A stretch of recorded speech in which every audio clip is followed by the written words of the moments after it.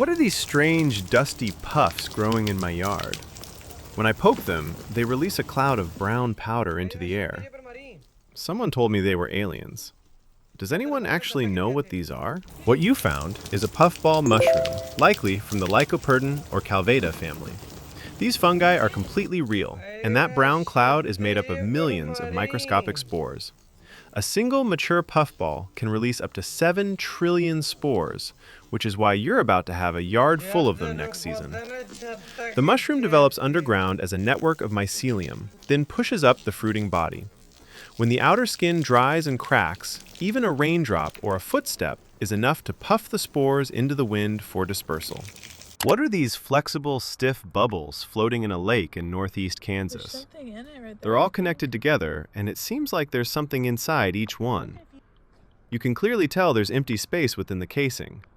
Does anyone know what this is? This is a freshwater bryozoan colony, specifically a species called Pectinatella magnifica. Despite looking like a single jelly-like blob, it's actually a community of thousands of microscopic animals called zooids, all living together inside a gelatinous matrix that's about 99% water. Each zooid extends a crown of tiny tentacles called a lopophore to filter plankton and organic particles from the water. These colonies typically appear in warm, slow-moving freshwater during late summer and can grow up to 2 feet across. Bryozoans have existed for over 470 million years and are actually a sign of good water quality. I went for a walk in Wilmington, North Carolina after the Azalea Festival, and on the way back to my hotel, I noticed this group making an incredible amount of noise in the trees. It sounds almost like jingling bells or sleigh chimes. Does anyone know what animal is making this sound? What you're hearing is a chorus of spring peepers, scientifically known as Pseudacris crucifer. Despite the bird-like sound, these are tiny frogs, usually less than 1.5 inches long, marked with a dark X shape on their back. Only the males produce that high-pitched peeping call, inflating a vocal sac under their throat like a balloon to amplify the sound. They gather near ponds and wetlands in early spring to attract mates, and a large group can be heard from over half a mile away. Their song is considered one of the first reliable signs that spring has arrived in the eastern United States. There's this repetitive sound that I hear consistently coming from my neighbor's property. Sometimes it goes on for an entire hour without stopping. It has a digital chiming quality to it. Any idea what it is? This is the sound of an Amazon Alexa alarm or timer going off. The Echo smart speakers produce a distinctive ascending chime pattern when an alarm triggers, and if no one is home to dismiss it, the alarm will continue ringing for up to an hour before automatically stopping. The pattern is designed to grow slightly louder over time to ensure the user hears it. If the neighbor is away on vacation or simply forgot about a scheduled alarm, it will loop on this exact cycle until someone gives the dismiss command or unplugs the device. What are these strange forbidden chips? We were near Mendocino, California, driving along Highway 1, and saw thousands of them washed up on the beach. The clear part is hard like plastic, but the blue parts are soft and fleshy. Do they have something to do with abalone? These are by-the-wind sailors, scientifically known as Velella velella. Despite looking like a single jellyfish, each one is actually a floating colony of specialized polyps called a hydroid. The stiff, translucent, triangular fin on top acts as a literal sail, catching the wind to propel the colony across the ocean surface. Underneath, short blue tentacles hang down to capture plankton and small fish. Because they have no way to steer, mass strandings happen every spring along the Pacific coast when winds push them ashore. They are related to jellyfish, but harmless to humans, with only a very mild sting. I found this in a field in northern Utah that was being prepped for construction. It's about 1.75 inches in diameter, 1/8 of an inch thick, and weighs around 1 to 2 ounces. It looks like brass, and it has markings that resemble the Olympics. Could this be an Olympic participation medal? It's actually a generic ski medal, not an Olympic one. These were mass-produced awards given out at local and regional ski competitions throughout the mid to late 20th century. The interlocking rings design is often mistaken for the Olympic symbol, but it's a common stylized motif used by sporting goods manufacturers. The specific event, date, and placement would typically be engraved on the back of the medal, which is why generic blanks like this were so popular with small ski clubs and resort competitions. I found these in a Facebook listing, and even the seller doesn't know what they are. One is marked 15 and the other 16. They look kind of like ear gauges, but I can't figure out the decorative value of the wired part.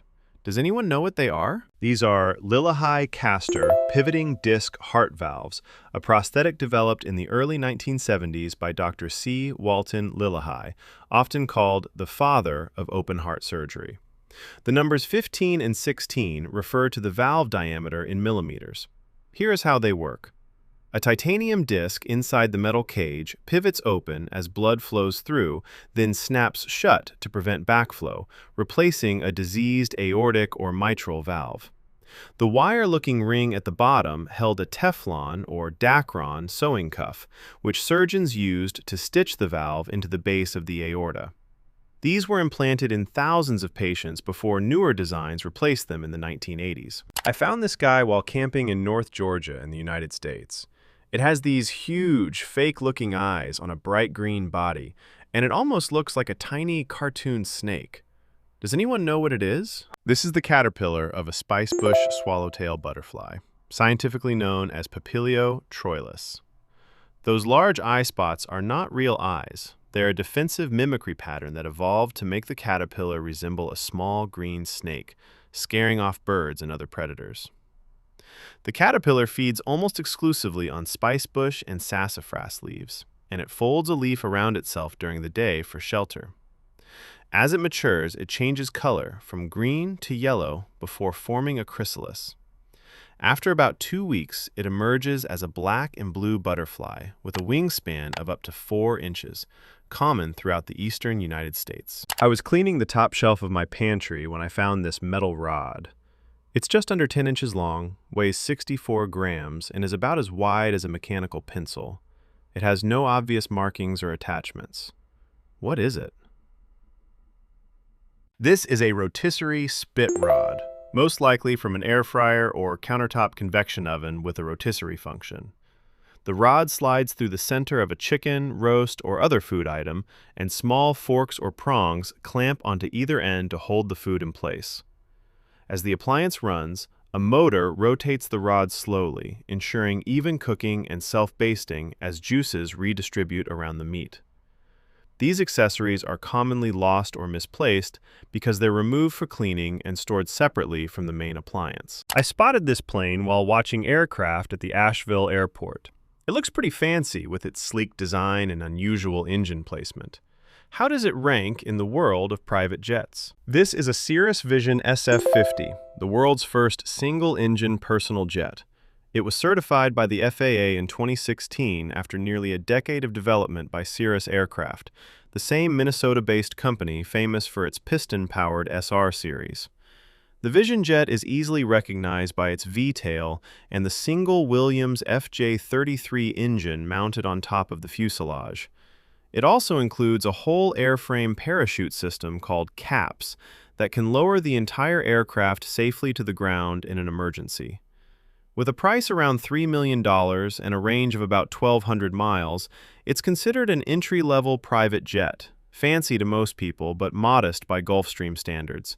I found this packet of small rubber things with adhesive backing. They look like seals of some sort, but I'm not sure where they'd be used or why they're this specific size. Does anyone know what they're for? These are retail display tag holders, sometimes called shelf edge sign grippers. They're designed to clip into specially shaped channels along the front edge of retail store shelving. Once the holder is secured in the channel, the adhesive backing is exposed, allowing store employees to attach printed signage, price tags, or promotional cards directly to the front of the shelf. The rubber composition keeps the holder flexible enough to snap into the metal track without breaking, and the standardized size matches the universal shelf edge profiles used by major retailers worldwide. I've had these 2 old coins for almost 20 years, passed down from my great-grandparents. My great-grandmother actually used to wear one of them on a string around her neck. I have no idea what they are or if they're worth anything. Can anyone help identify them? You've got 2 distinct historical coins here. The first appears to be a British coin featuring Britannia, the helmeted female figure who has represented Britain on coinage since Roman times and was reintroduced on copper coins in 1672 under King Charles II. The second is a United States Liberty Head large cent, which the U.S. Mint produced from 1793 to 1857. These large pennies are nearly the size of a modern half-dollar. One important tip: do not clean them. Cleaning antique coins removes the natural patina and can drop their value significantly, sometimes by 50% or more. Take them to a reputable coin dealer for a proper appraisal. My dog was chewing on this in the backyard. At first, I thought it was a stick or one of his collagen chews, but it made a snapping noise while he chewed. I live in a rural part of South Carolina on old family land. It's hollow, porous, but also dense. Could this be what I think it is? What your dog found is a deer bone, most likely a section of long bone from the leg. You can identify it by the dense outer cortex combined with the spongy, porous marrow cavity inside, which creates that distinctive snap when pressure is applied. In rural areas of the southeast, white-tailed deer remains are common finds, often dragged in by dogs from nearby woods or old hunting sites. While bones like this are natural, vets generally caution against letting dogs chew them, since splinters can crack teeth or cause internal injuries. I found this glass electrical thing in the pit of my garage. The house was built in the late 1800s, so I'm really curious what this is. It has a metal screw base like a light bulb and is stamped with the text 125V Major USA. Does anyone know what it is? This object is known as an Edison base plug fuse. Patented in 1890 and standardized in homes throughout the early 20th century, these screw-in fuses were the primary overcurrent protection device before circuit breakers became common in the 1960s. Here's how it works. Inside the glass window sits a thin metal strip rated for a specific amperage, in your case marked for 125 volts. When too much current flows through the circuit, the strip heats up and melts, breaking the connection and preventing a fire. The glass window lets you see at a glance whether the fuse has blown. Once melted, the entire fuse had to be unscrewed and replaced, much like changing a light bulb. I had a perpetually dead patch of grass in the corner of my yard, and after nearly a decade, I finally decided to dig in and find out why. The chairs in the background are there to block the view from my blind best friend while I investigate. Any ideas what's killing it? This is a classic case of buried metal debris. Likely the remains of old fencing, scrap iron, or construction material left behind by a previous owner. As metal oxidizes underground, it releases iron and other compounds that raise soil acidity and block water absorption in the root zone. Grass roots typically need 4 to 6 inches of loose soil to thrive, but when a metal sheet sits just below the surface, roots hit a wall and dry out. The fix is straightforward. Excavate the debris, replace the compacted soil with fresh topsoil, and reseed. Within one growing season, the patch should fully recover. I found this in an old box from my wife's grandmother's belongings, and nobody in the family knows what it is. It's a glass dish, slightly larger than a soup bowl, paired with a tiny glass ladle, about 1.5 inches around and half an inch deep, with a bent 3-inch handle, all made entirely of glass. Any ideas what the purpose is? It's a mayonnaise bowl and ladle set, a popular tableware item from the early to mid-20th century. These sets were produced by American glass companies like Heisey, Cambridge, and Fostoria from roughly the 1920s through the 1950s, during an era when condiments were served formally at the dining table rather than passed in their original jars. The small ladle was designed specifically to scoop and drizzle mayonnaise onto salads or cold dishes without metal touching the spread, since metal utensils were believed to react with the vinegar and oil and affect the flavor. As casual dining replaced formal table service after World War II, these specialized sets fell out of use. I saw this fluffy white tuft in my yard and thought I was about to find a dead rodent, like a mouse or vole. But when I picked it up, it was literally just floof, with no body attached. I'm wondering if it could be the degloved tip of a squirrel's tail. Does anyone know what it is? This is the tail of a cottontail rabbit, and the rabbit almost certainly met its end via a bird of prey, like a hawk or owl. Cottontails have a distinctive short, round, fluffy white tail that detaches easily, which is actually a survival adaptation. When a predator grabs the rabbit, the loose tail fur can break away, sometimes giving the rabbit a chance to escape. In this case, raptors typically carry their prey to a perch to eat, plucking fur and leaving behind tufts like this one. Hawks and owls grip with powerful talons, and the tail often separates cleanly during feeding, which is why you found just the floof with no other remains nearby. I bought these 2 silver-plated pieces from Goodwill. They were sold separately, but when I got home, I noticed one fits perfectly inside the other. Are these part of the same piece? Yes, together they form a tureen. A tureen is a deep-lidded serving vessel that has been used since the early 18th century, with the form popularized by French silversmiths around 1700. The outer bowl holds soup, stew, or punch, while the inner liner helps retain heat and make serving cleaner. Silver-plated versions like yours became common in Victorian households during the 1880s when electroplating made them affordable. That's a great find for 2 separate purchases. I found this small metal wheel-like object in a moving box with random items. The diameter is just over an inch, and it has a slot on one side. Any leads on what it belonged to? This is a furniture cam lock, also called a cam fitting. It's one half of a 2-part fastener system widely used in flat-pack furniture from companies like IKEA, which adopted the design heavily in the 1970s. The cam rotates when you turn the slot with a screwdriver, gripping the head of a connecting bolt inserted from the adjoining panel. This pulls 2 pieces of furniture tightly together without visible hardware. If you have leftover IKEA or similar assembled furniture, it likely came from there, and replacements are sold cheaply online. My cat just brought this small turtle to my doorstep. I have no idea what species it is or where it came from. Can anyone identify it? This is most likely a pond slider or a painted turtle, both common freshwater species across North America.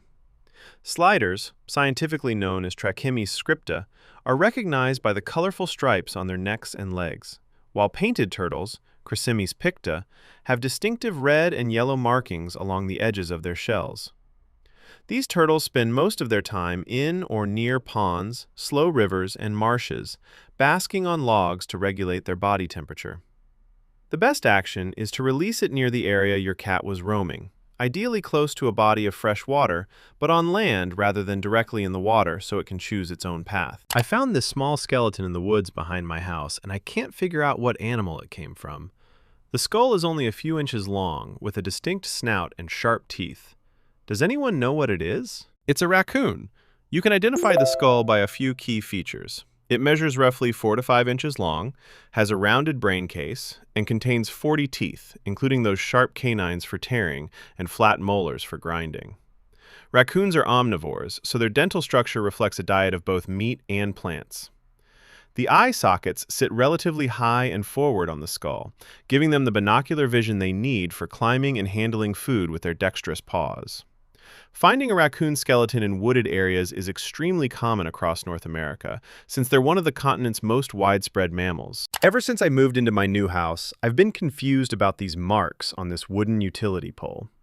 At first, I thought it might be from a fire, or maybe a lightning strike, but I really can't tell.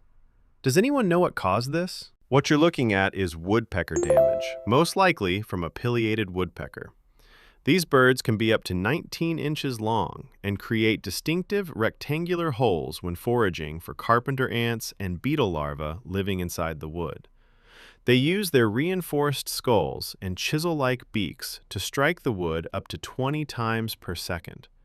Utility poles are common targets because the dead, treated wood often harbors insect colonies. While the damage looks alarming, power companies typically inspect and replace poles when the structural integrity is compromised. My upstairs neighbor in South Florida decided to hose down their balcony and sent all the dirty, soapy water onto my patio. While cleaning up the mess, I found this strange, small structure on one of the cushions. An AI app told me it was a mud dauber nest, but I'm not convinced. Can anyone identify this? This is the very beginning of a paper wasp nest. A queen wasp started construction by chewing wood fibers and mixing them with saliva to create that papery pulp, forming the initial pedestal and first few hexagonal cells. Unlike mud daubers, which build smooth, tubular structures from clay, paper wasps create these distinctive open combs. The queen likely abandoned this site early on, possibly due to disturbance or unfavorable conditions, before laying eggs or recruiting workers. Catching them this early is actually ideal, since a mature nest can house hundreds of wasps. I just bought this charger from Dollar Tree for my iPad and found a strange note sitting right at the top of the box. It was the first thing I saw when I opened it. The wording is oddly formal and mentions interference and radio communications. Does anyone know what it is? This is an FCC Part 15 compliance statement. Required by United States federal law since 1975, this notice must be included with any device classified as an unintentional radio frequency emitter. You'd be surprised how many household items qualify, including phone chargers, laptop power bricks, LED light bulbs, and even modern washing machines. The internal switching circuitry that converts AC to DC power generates low-level radio waves as a byproduct. The notice essentially warns that the device shouldn't interfere with licensed radio equipment, and if it does, the user must stop using it. Think of it as the radio wave equivalent of a drug information pamphlet. I was cutting the grass outside my home when I noticed these cut wires near the Wi-Fi box. There are 3 wires capped with little plastic things. I'm wondering if it had something to do with when the internet company came out to install something. Any idea what this could be? What you found is a set of positive, neutral, and ground electrical wires capped off with wire nuts. These have nothing to do with networking or your internet service. The black wire carries the live current. The white is the neutral return path, and the bare or green wire is the ground for safety. Wire nuts twist onto the ends to insulate exposed copper and prevent shorts. If your internet installer touched these, that would actually be illegal, since only certified line workers are permitted to handle live electrical service wiring. I found this in my wallet, and I'm not sure how it got there. It's a small, silver-colored coin with an image of a man on one side and what looks like a temple on the other, with characters I don't recognize. What kind of coin is this? This is a 1 Thai baht coin from Thailand.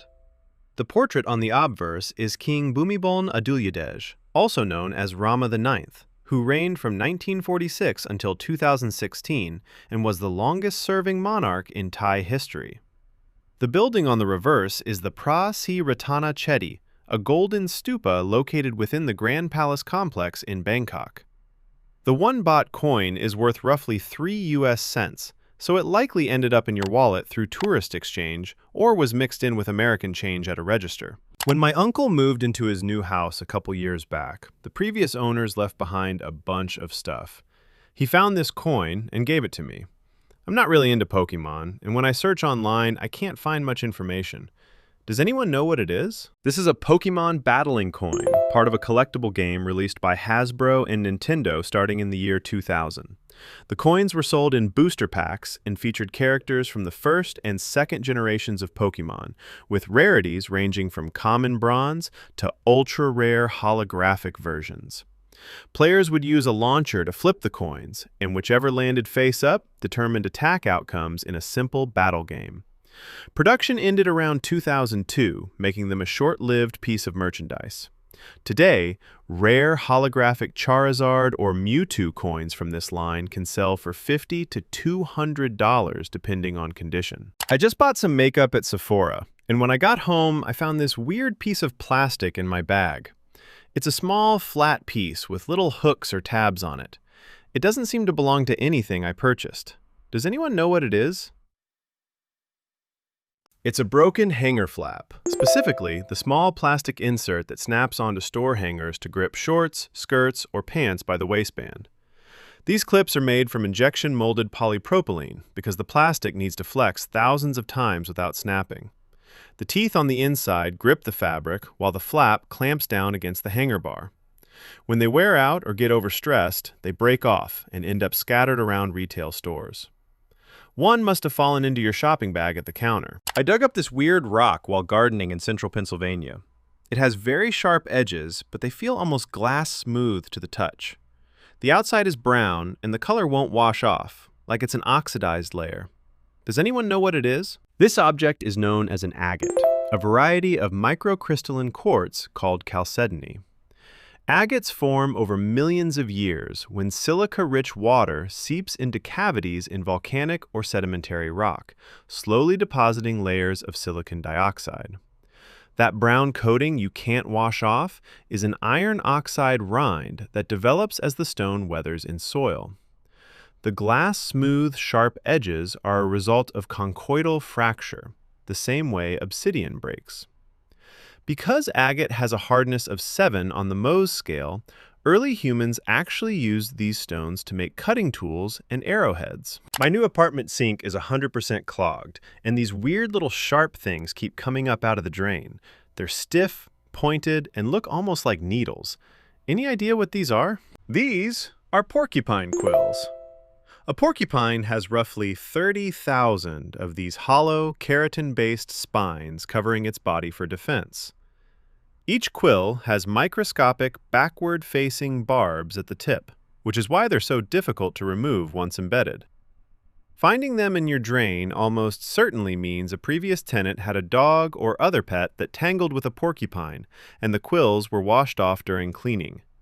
They sank, accumulated in the P-trap, and contributed to your clog. I was cleaning around the house and found these 2 small felt-looking balls in the dining room under the windows. There were no webs or bugs nearby, just these little fuzzy spheres in the corner. I vacuumed them up, but felt some resistance. Any idea what they are? Those are spider egg sacs. Female spiders spin these protective silk pouches to shelter their eggs, with a single sac potentially containing anywhere from 50 to several hundred spiderlings, depending on the species. The felt-like texture comes from tightly woven silk fibers designed to insulate the eggs from temperature changes and predators. The resistance you felt while vacuuming was likely the sac itself, packed with developing young.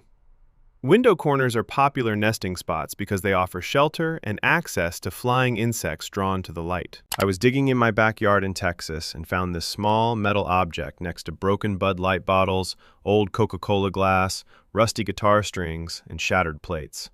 It was buried near a huge tree. Does anyone know what it is? What you found is a vintage pull tab, also known as a pop top or ring pull. This style of can opener was invented by Emil Fraise in 1959 and patented in 1963 after he struggled to open a can of beer at a picnic without an opener. These detachable tabs were standard on beer and soda cans throughout the 1960s and 1970s. However, they became a major environmental and safety hazard, causing littering and injuries when people stepped on them or swallowed them. By 1975, Daniel Kudzik developed the stay-on tab we use today, and detachable pull tabs were largely phased out by the early 1980s, which dates your backyard find to roughly 40 to 60 years old. I noticed this strange, white, powdery substance pooling under my car on the garage floor. I assumed it was some kind of leaking fluid from the engine. Is it dangerous? This is potassium nitrate, commonly known as saltpeter. It didn't come from your car at all. It leached out of the concrete floor through a process called efflorescence. Here's how it works. Moisture seeps into the porous cement and dissolves the natural mineral salts trapped inside. The water then migrates to the surface and evaporates, leaving the white potassium nitrate crystals behind. It's not dangerous, but it does indicate your garage floor has a moisture problem worth addressing. I got these 2 identical honey packets nearly a year ago for a backpacking trip. They've been stored side by side the whole time. But now, one packet is full of strange crystals, while the other looks completely normal. What happened to it? It's simply crystallized honey. Honey is a supersaturated solution of glucose and fructose, meaning it contains more sugar than the water can naturally hold. Over time, glucose molecules separate from the water and bond together, forming solid crystals. The speed of this process depends on the honey's specific glucose to fructose ratio, pollen content, and temperature. That's why one packet crystallized while the other stayed liquid. To reverse it, just place the packet in warm water and the crystals will dissolve back into syrup. I went to water my container garden in northwest Georgia and found these tiny white egg-like objects sitting in the soil of my snap peas. They're about 1 to 2 inches tall and feel soft. My patio is 10 feet off the ground, so I'm wondering, do some birds actually use soil as a nest? These aren't eggs at all. What you found is a type of fungus, very likely bird's nest fungus from the family Nigellariaceae. The resemblance to a tiny nest filled with eggs is so striking that it gave the species its common name. The little egg-shaped structures are called peridioles, and each one contains the fungal spores. When a raindrop hits the cup at the right angle, it splashes the peridioles outward, sometimes flinging them several feet to spread the spores. They thrive in damp soil and mulch, and they're completely harmless to your plants. In fact, they're helping break down organic matter in your container. What is this small metal cap found in a courtyard? It's surprisingly heavy for its size, with a hexagonal shape and threaded interior. Does anyone know what it is? This object is known as an air conditioner service cap. It covers the Schrader valve on an HVAC system, which is the same type of valve found on car tires. Its job is to keep dirt and moisture out of the refrigerant lines, and it also protects the port where a technician inserts an Allen wrench to open or close the high-pressure or low-pressure side of the system. The cap is made of brass or steel to handle the high pressures inside, which is why it feels so heavy. If you found one loose, it likely fell off during a recent AC service call. I found this 1983 advert in a Birmingham newspaper for a video library in Erdington. I can identify almost everyone. Indiana Jones, Clint Eastwood, but the fourth figure from the right has me stumped.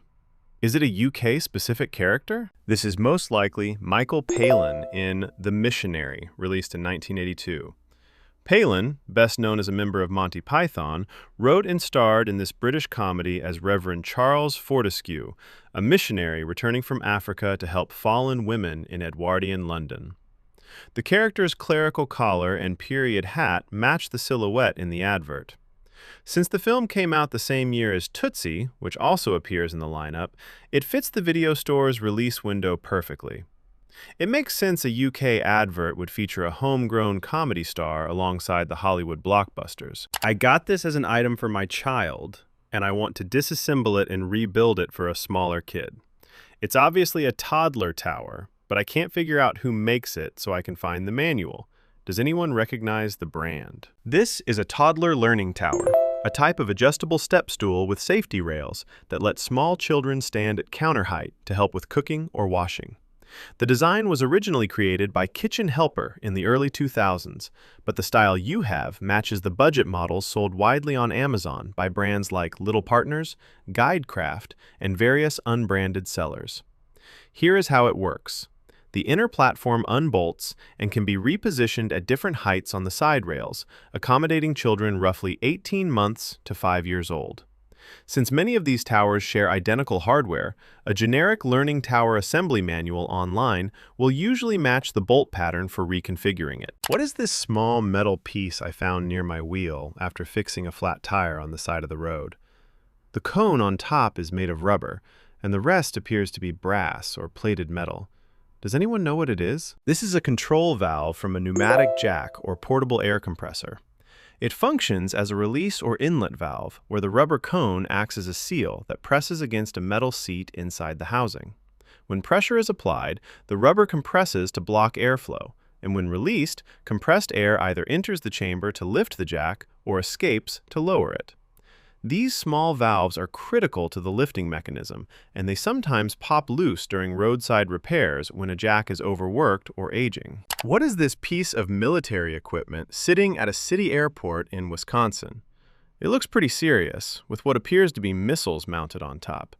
Does anyone know what it is and why it would be here? This is a Buk family teller, which stands for transporter, erector, launcher, and radar. It's a Soviet-designed medium-range surface-to-air missile system that entered service in 1979 and is still used by Russia and several other nations today. The vehicle combines all functions into one platform, carrying 4 ready-to-fire missiles capable of engaging aircraft at ranges up to 25 miles. Since this system isn't part of the U.S. arsenal, its presence in Wisconsin is almost certainly for training purposes, allowing American forces to study the equipment, or it's headed to a museum or defense contractor for analysis. I walked out to my car this morning and found this tiny black object sitting right on the driver's seat. It's smaller than a fingernail, almost like a little capsule. I have no idea where it came from. Does anyone know what it is? This is a transponder chip from your car key. Introduced widely in the mid-1990s as an anti-theft measure, these chips are embedded inside the plastic head of modern car keys. Here's how they work. When you insert the key into the ignition, a small antenna ring around the cylinder sends out a radio signal. The chip, which has no battery, draws power from that signal and transmits a unique code back to the car's computer. If the code matches, the engine starts. If this chip fell out of your key, your car will refuse to start until you reunite them or have a locksmith reprogram a new one. What kind of bird is this? It's black on top and white underneath, with a thick, blunt beak that has a white stripe running across it. Does anyone know what species this is? This is a razorbill, scientifically known as Alca torda.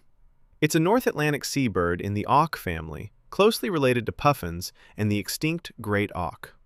Razorbills spend most of their lives at sea, using their wings to literally fly underwater while diving for fish, reaching depths of up to 400 feet. They only come ashore during breeding season, nesting on rocky cliffs along coastlines from Maine to Iceland and across to northern Europe. That distinctive, deep, laterally compressed bill with the white vertical line is the key identifier that gives them their name. My neighbor just installed this huge satellite-looking device in his yard. It has a metal frame with multiple rods sticking out in different directions, mounted on a tall pole. It doesn't look like a TV dish. Does anyone know what it is? This is a ham radio antenna, most likely a Yagi-Uda or beam antenna used by amateur radio operators. The design was developed in Japan in 1926 by Shintaro Uda and Hidetsugu Yagi. It works by combining one driven element connected to the radio with several passive director and reflector rods. These passive elements shape and focus the radio waves in one direction, dramatically increasing range. Licensed ham operators use setups like this to communicate with other enthusiasts across the country, and sometimes around the world, by bouncing signals off the ionosphere. What is this thing I found in a drawer? It's a black cable with two yellow rubbery caps on the ends. It doesn't look like any USB or power cord I've ever seen. Does anyone know what it is? It's an optical audio cable, also called a toslink cable. If those yellow rubbery caps pull off, you'll see a small square connector underneath. This technology was developed by Toshiba in 1983, and the name Toslink comes from Toshiba Link. Instead of using copper wires and electrical signals, it transmits digital audio as pulses of red light through a fiber optic core. Because it uses light, the signal is immune to electromagnetic interference from other electronics, which means cleaner, higher quality sound. You typically use these to connect a TV or game console to a soundbar or home theater receiver. I found this pristine hair clip on Cocoa Beach in Florida. It has the MAC Cosmetics logo on it, but Google Lens is no help. Where do you even buy these, and how much is it worth? What you found is a MAC Cosmetics promotional claw clip. These weren't sold in stores. Instead, MAC distributed them as gifts with purchase or as part of limited edition beauty bundles during promotional events. Because they were never available for retail, they've become collectible among MAC fans. Currently, similar clips are listed on eBay for around $12, with shipping bringing the total to roughly $18. The pristine condition you found yours in makes it especially valuable to collectors. What is this red ring on my Toyota? It looks like a tow hook, but it seems way underclass to actually pull a vehicle. Does anyone know what it is? It's a decorative tow hook, often called a JDM-style tow loop. While real tow hooks are rated to handle several thousand pounds of pulling force, the small aftermarket versions like yours are primarily cosmetic, inspired by the functional hooks used on race cars to drag disabled vehicles off tracks. They bolt into the factory tow point, but typically aren't engineered for serious recovery use. Owners install them for the sporty aesthetic, mimicking the look of tuner cars and rally vehicles popularized in Japan during the 1990s. I went to an antique shop and found these two doohickeys, not counting the hammer. They have wooden handles, metal gears, and look really interesting. Does anyone know what they are? These are hand drills, also known as egg beater drills because of the way the crank resembles a kitchen whisk. The design was patented in the United States in 1895, with companies like Miller's Falls and Goodell Pratt becoming the dominant manufacturers. When you turn the side crank, a large gear engages a smaller pinion on the chuck spindle, multiplying your rotation speed. This let woodworkers and metalworkers drill precise holes long before electric drills became common in the 1940s. Today, they're prized by traditional craftsmen for their fine control. I was watching a travel video shot at a resort in Thailand, and they had charcoal sitting in this strange blue substance to fire up the grill. It almost looks like blue jelly. Can anyone tell me what the blue stuff is? This is methanol gel fuel, commonly used in chafing dishes and portable grills. The fuel is made by combining liquid methanol with a thickening agent like cellulose or a soap-based gellant, which turns it into a stable, spill-proof gel. Manufacturers add blue dye for a critical safety reason. Pure methanol burns with an almost invisible flame, so the color helps people see when it's lit and avoid burns. When ignited, the gel slowly vaporizes and burns cleanly at around 1400 degrees Fahrenheit, providing steady heat for 2 to 3 hours, which makes it ideal for catering and lighting charcoal. What game is this? I came across this colorful Japanese title with cute penguin-like characters and bright cartoon graphics, but I can't read the text or figure out the name. Does anyone recognize it? This is Sugoi Hebereke, a competitive fighting and party game released by Sunsoft in 1994 for the Super Famicom in Japan. It's part of the larger Hebereke series, which began in 1991 and starred a penguin character named Hebe along with his quirky friends. Unlike traditional fighters, Sugoi Hebereke uses a top-down arena view where up to 4 players battle simultaneously using punches, kicks, and special items. The game was never officially released outside Japan, which is why it remains obscure to most Western players, though it has a dedicated cult following among Super Famicom collectors. I found this weird tool in my basement. It has a long, slender shaft with a small, notched end, almost like a tiny crochet hook. I have no idea what it could be used for. Does anyone recognize it? It's a fishing hook extractor, sometimes called a disgorger. Anglers have used variations of this tool since the 1800s to safely remove hooks swallowed deep by fish. The mechanism is simple but clever. You slide the notched end down the fishing line until it reaches the hook's bend, then push firmly to dislodge the barb from the fish's throat.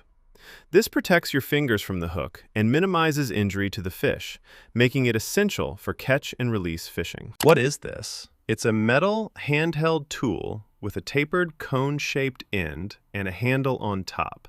The cone seems hollow and has measurement markings on the side. I found it in a shed and have no clue what it does. This is a hand bulb planter, a classic gardening tool designed for planting flower bulbs efficiently. The mechanism is straightforward. You push the tapered cone into the soil, twist, and pull up. The hollow chamber removes a perfect plug of dirt, leaving a clean hole at the exact depth needed.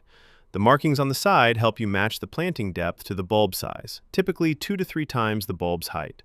After dropping in the bulb, you simply release the soil plug back into place over it. What is this porous, irregular object? I saw it in a YouTube video and I want to buy a few for my miniature painting hobby, but I don't know what to search for. Does anyone know the actual name? This is a natural sea sponge. Despite looking like a plant, sea sponges are simple multicellular animals from the phylum Porifera, and they have existed for over 600 million years. They feed by pumping water through thousands of tiny pores, filtering out bacteria and plankton. The skeleton you see is made of soft protein fibers called spongin. For your hobby, search for natural sea sponge for painting or silk sponge at craft stores. Miniature painters use them to stipple paint for realistic terrain textures like foliage and rust. Why do planes have what looks like a small hole at the very back of the tail? It almost looks out of place on such a sleek aircraft. Does anyone know what it is? That opening is the exhaust port for the Auxiliary Power Unit, or APU. The APU is a small gas turbine engine, typically located in the tail cone, that provides electrical power and compressed air when the main engines are shut down. It allows the aircraft to run lights, air conditioning, and avionics while parked at the gate, and it supplies the high-pressure air needed to start the main engines. Garrett AI Research pioneered the modern aircraft APU in the 1960s, and today nearly every commercial jet uses one. The exhaust vents the hot gases from that turbine out the back. I found this in my grandmother's things, and I vaguely remember it being some kind of pin she wore. It looks like a small button-style badge. Does anyone know what it is? This is an I Quit Smoking pin from the American Cancer Society.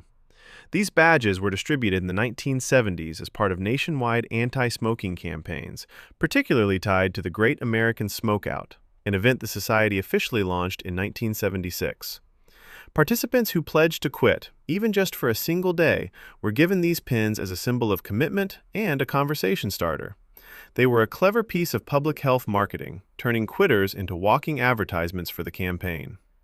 Original examples like this one are now small collectibles from the early days of organized anti-tobacco advocacy. My mother-in-law gifted me a lovely ginger jar, and this is the mark on the bottom. Using Google Lens, I can find similar pieces on eBay, but nothing that identifies the actual maker. Any ideas? This mark reads Seiho Gama, meaning Seiho Kiln, a Japanese pottery studio that produces kutani ware. Kutani is a style of porcelain that originated in the Ishikawa prefecture around 1655, known for its bold use of overglaze enamels in 5 traditional colors: green, yellow, purple, dark blue, and red. The Seiho kiln operated primarily during the 20th century, producing decorative pieces like ginger jars, vases, and tea sets, largely for the export market. The mark is typically applied in red or gold and identifies the workshop rather than an individual artist. Pieces are valued for their detailed, hand-painted designs rather than rarity, making them affordable but distinctive collectibles. What are these 2 buttons mounted right next to my front door? One is clearly a doorbell, but the other one on the left has a keyhole in the middle of it. Why would you need a key next to your doorbell? You're actually looking at 2 separate devices. The one on the right is just your standard doorbell button, but the one on the left is an old key switch for a home security system, most likely manufactured by Adimco, which later became Honeywell. Before digital keypads became standard in the 1990s, homeowners would arm and disarm their alarm systems by inserting a physical key and turning it. The switch sent a low-voltage signal to the alarm control panel inside the house. If your home no longer has an active alarm system, that switch is almost certainly dead wire, and you can safely swap it out for a blank cover plate. I spotted this absolute monster at a museum in the UK, and I'm not sure what I'm looking at. It looks like a barrel for something huge, but it doesn't seem like it could actually fire in this configuration. Is this really artillery? This is a German super heavy siege mortar barrel, most likely from a Karlgerät self-propelled mortar used by the Wehrmacht in World War II. The reason it looks incomplete is because it's currently displayed on its Rohrwagen, or transport carriage, rather than its full firing mount. A second set of wheels would normally support the other end during transport, and the actual firing platform was a massive tracked chassis. The barrel alone weighs around 8 tons, and the complete weapon fired 60-centimeter shells weighing over 2 tons each. Only 6 of these monsters were ever built, and they were used at sieges like Sevastopol and Warsaw. I was digging in my yard, only about 3 to 4 inches deep, when my shovel sliced right through this wire. It has a thick black outer jacket with what looks like a solid copper core in the center.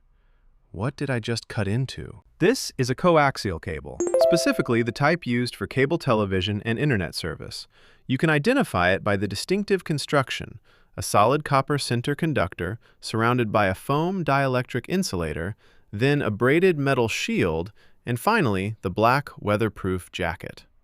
This design allows high-frequency signals to travel long distances with minimal interference. Cable companies often bury these lines at very shallow depths, typically only 4 to 6 inches, because they carry low-voltage signals rather than dangerous power. The good news is you weren't in any electrical danger, but you'll need to call your cable provider to splice and repair the line. What does this old inscription say? I can clearly make out the word uncle, but the next word is strange. It looks like a lowercase l followed by some other letters. Does anyone know what it reads? It's most likely the name Uncle Ike's, or possibly Uncle Oak's. Ike was an extremely common American nickname in the late 19th and early 20th centuries, most famously associated with President Dwight Ike Eisenhower. It typically served as a short form of Isaac. The character you're reading as a lowercase l is actually a capital I in a serif or script font, which is easy to misread on worn engravings. Uncle Ike's was a popular naming convention for small family businesses, taverns, and general stores during that era. What is this strange dome in the front yard of a 1970s ranch-style home? It looks like a small, rounded structure attached to the house, almost like an observatory. Does anyone know what it is? This object is known as a telescope dome, and it's a private home observatory. These domes became popular with amateur astronomers starting in the 1960s and 1970s, when companies like Ash Dome and Technical Innovations began selling prefabricated fiberglass kits. The dome rotates on a circular track, and a motorized shutter slides open to reveal a slit of sky. Inside sits a permanently mounted telescope, which saves the owner from having to set up heavy equipment every night. Having one attached directly to the house allows the astronomer to walk straight from their living room into the observatory. Why do my playing cards have a hole punched right through them? They look like a regular deck, but every single card has the same hole drilled in the corner. Does anyone know why? These are canceled casino cards. Every deck used on a casino floor is typically retired after a single shift, or, in some cases, after just one shoe of play. To prevent cheaters from sneaking marked or memorized decks back onto the tables, the casino runs each used deck through a machine that either punches a hole through the cards or clips off a corner.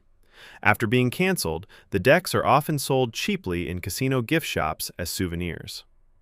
So your cards came directly from a real gaming table, and that hole is the casino's permanent retirement stamp. I found that someone smashed my backseat car window this morning, and inside the car was this little nub thing.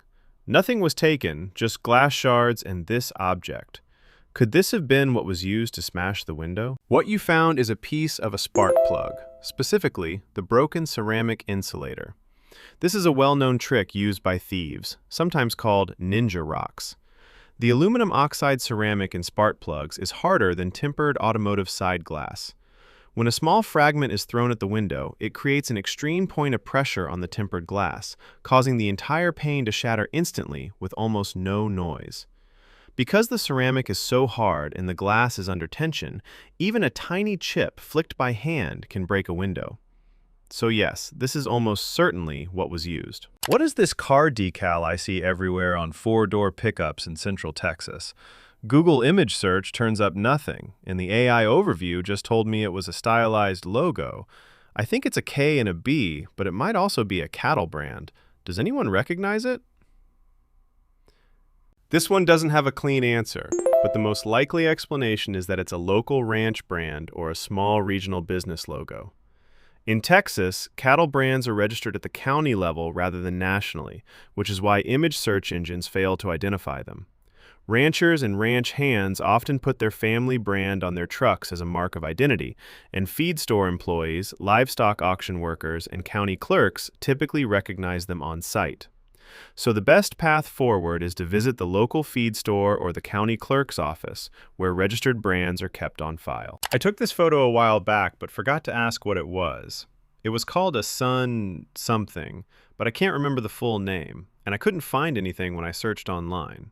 Does anyone recognize it? This is a SunScope automotive engine analyzer, manufactured by the Sun Electric Corporation, which was founded in Chicago in 1931. These large rolling cabinets were the diagnostic backbone of auto repair shops from the 1950s through the 1980s.